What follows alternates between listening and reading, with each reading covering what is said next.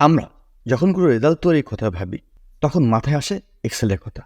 হ্যাঁ বন্ধুরা, আজ আমি আপনাদের দেখাবো কিভাবে আপনারা এক্সেলে রেজাল্ট তৈরি করবেন। আপনারা যদি শুরু থেকে শেষ পর্যন্ত আমার এই ভিডিওটি দেখেন তাহলে অবশ্যই আপনারা নিজে নিজে এক্সেল শিটে রেজাল্ট তৈরি করতে পারবেন। চলুন তাহলে কিভাবে এক্সেল শিটে রেজাল্ট তৈরি করতে হয় তা দেখে নেওয়া যাক। আপনারা দেখতে পাচ্ছেন আমি একটি রেজাল্ট শিট তৈরি করেছি। এই রেজাল্ট শিট কীভাবে আপনারা বানাবেন তাই আমি আপনাদেরকে দেখাবো। আমি শুরু থেকে রোল নাম্বার, নেম এবং প্রাপ্ত নাম্বারগুলো দিয়ে রেখেছি। আমি জানি যখন আপনাদের রেজাল্ট তৈরি করার প্রয়োজন হয় তখন এগুলো আপনাদের কাছে থাকে, তাই আমি বাকি যে জিনিসগুলো রয়েছে যেমন টোটাল, পার্সেন্টেজ, রেজাল্ট, গ্রেডিং এবং পজিশন কীভাবে বের করতে হয় তাই আপনাদেরকে দেখাবো। চলুন তাহলে স্টেপ বাই স্টেপ শুরু করি। আমি প্রথমে আপনাদেরকে দেখাবো টোটাল। আপনারা টোটাল কীভাবে বের করবেন। টোটাল বের করার জন্য সবচেয়ে সহজ যে সূত্র সেটি ব্যবহার করব, সেটি হচ্ছে সাম। প্রথমে ইকুয়াল চিহ্ন নিব, এরপরে আমরা লিখব সাম, তারপরে ফার্স্ট ব্র্যাকেট দিবেন, এরপরে এখান থেকে ধরে ড্র্যাগ করে এই পর্যন্ত নিয়ে চলে আসবেন। এরপরে ব্র্যাকেট ক্লোজ করে দিয়ে এন্টার দেবেন।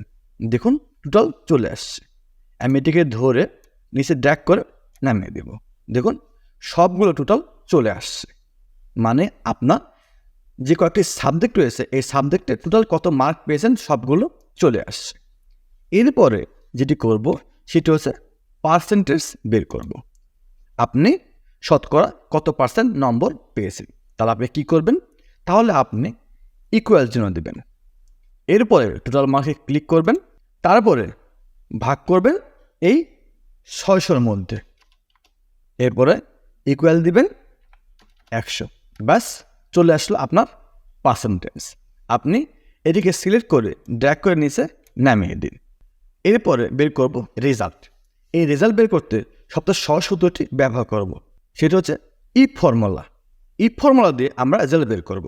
আমার কিবোর্ড থেকে ইকুয়াল চিহ্ন দেব, এরপর লিখব ইফ, এরপরে ফার্স্ট ব্র্যাকেট দিব, তারপরে আমি পার্সেন্টেজে ক্লিক করব, তারপরে আমরা গ্রেটার দ্যান চিহ্ন দেব, এরপর লিখব 40 মার্ক, মানে আপনি মিনিমাম 40 পেলে পাস, আপনি 40 মার্ক, কমা দিবেন, এরপরে ইনভার্টেড কমা, তারপর লিখবেন পাস, ইনভার্টেড কমা ক্লোজ, এরপরে কমা, আবার ইনভার্টেড কমা। মানে আপনি যদি 40-এর নিচে পান তাহলে ফেল করবেন, আপনি এখানে দিবেন ফেল, এরপরে ইনভার্টেড কমা, এবার ব্র্যাকেট ক্লোজ, এরপরে এন্টার দেবেন।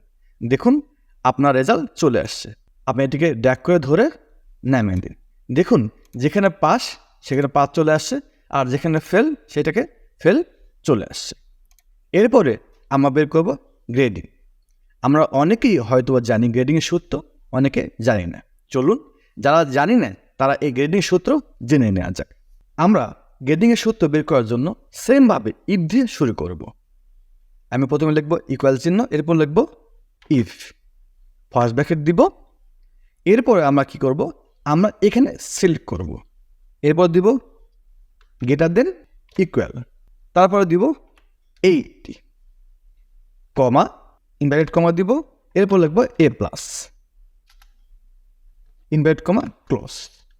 এর মানে যেটা বোঝাচ্ছে সেটা হচ্ছে আপনি যদি 80 অথবা তার বেশি পান তাহলে আপনি পাবেন এ প্লাস, এরপরে কমা দিব, আবার লিখব ইফ, ব্র্যাকেট ক্লোজ করে দিব, আবার সেমভাবে এটাকে ক্লিক করব, করে গ্রেটার চিহ্ন দেব এবং ইকুয়াল দিব, তারপর লিখব 70, কমা, ইনভার্টেড কমা দিব, এরপর লিখব এ, ইনভার্টেড কমা ক্লোজ, এরপরে আবার কমা দিব, তারপর লিখব আবার এফ, আবার ফার্স্ট ব্র্যাকেট দিব, দিয়ে সেমভাবে আবার এখানে ক্লিক করব, এরপরে গ্রেটার দেন দিব, ইকুয়াল দিব, সেমভাবে লিখব 60, কমা, ইনভার্টেড কমা, এরপর দিব হচ্ছে B plus, inverted comma close, এরপর আবার কমা, আবার ইফ, ফার্স্ট ব্র্যাকেট, এরপর সেমভাবে আবার পার্সেন্টেজে ক্লিক করবেন, তারপর দিবেন গ্রেটার দেন চিহ্ন, এরপরে ইকুয়াল,